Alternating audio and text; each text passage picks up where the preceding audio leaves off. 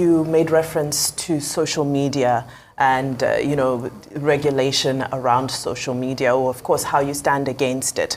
I just want to reflect back to a video that came out. I think it was just a couple of weeks ago, Mark Zuckerberg apologizing to the families of those who were affected by cyberbullying.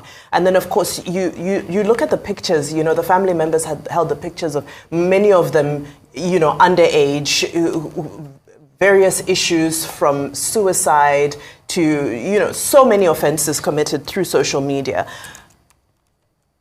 If we fight regulation so vehemently and we throw it all out, how do we filter the good from the bad? How do we create a balance? Because freedom of speech is not tantamount to abuse of that right. So where do you stand on that? Fine, the social media bill as it was presented is something that a lot of people stand against.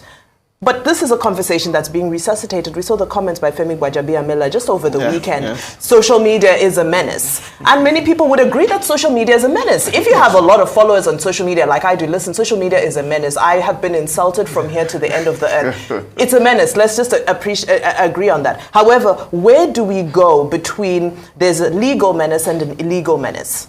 So what do we do? Do we just stand here and watch? No. I think we need to be clear that this is not a fight against regulation.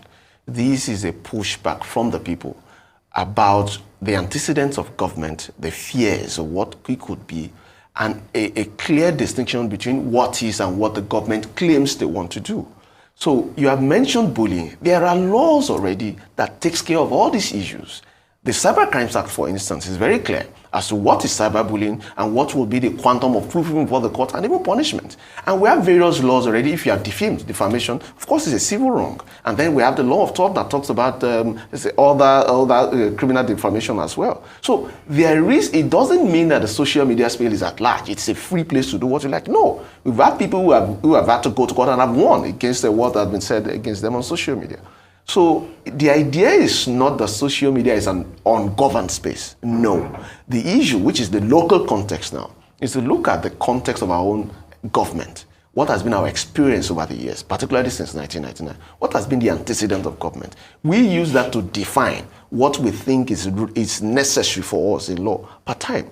And you've seen the way government have used innocent, well-meaning laws against Nigerians. Do you want to empower such government again to determine what you can or what you cannot say, particularly when you understand that there are laws already that takes care of that? If you say something wrong against someone on social media, it's a civil wrong. They can't take you to court. And you can be fined and pay damages to them.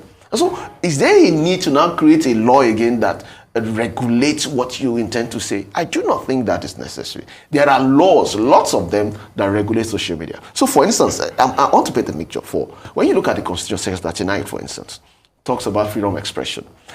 The concept of freedom of expression did not really think about digital rights, such as social media, when that law was made. But jurisprudence has grown for them from that time to show that whatever you say online is also an aspect of your freedom of expression.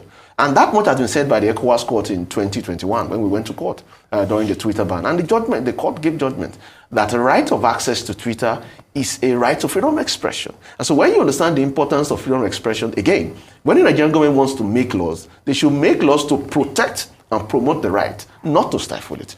Now, can you sincerely bet your top dollar on it? Oh, sorry, we're talking of Naira now. We shouldn't mention that in this conversation. Can you bet your top Naira on it that if there are laws that allow government to jail people for whatever they say on social media, it will not be used against political opponents or people they perceive as, including you who are members of the media?